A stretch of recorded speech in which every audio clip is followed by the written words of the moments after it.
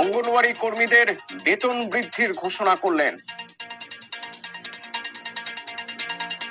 500 টাকা বেতন বৃদ্ধি হবে অঙ্গনওয়াড়ি কর্মীদের, সেই ঘোষণাই করলেন মমতা বন্দ্যোপাধ্যায়।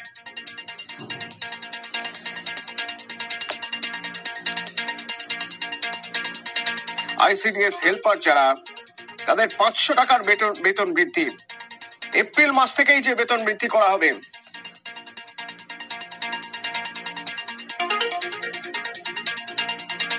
আশা কর্মীদের বেতন বৃদ্ধি করা হলো, অঙ্গনওয়াড়ি কর্মীদের বেতন বৃদ্ধি করা হলো, এবং এই বেতন বাড়ানোর কথা বলতে গিয়ে মমতা বন্দ্যোপাধ্যায় বললেন যে ওরা আমাদের গর্ব। তারাও 6,000 সামথিং পায় এবং তাদেরও 500 টাকা করে 1 এপ্রিল থেকে বাড়ানো। তাদের জীবন শুভ হোক, ভালো হোক, আর ভালো করে কাজ করুন। ভবিষ্যতে আরো সুযোগ সুবিধা পাওয়ার জন্য আমরা সবসময় মামাটি মানুষের সরকার আপনাদের সাথে ছিল, আছে এবং থাকবে।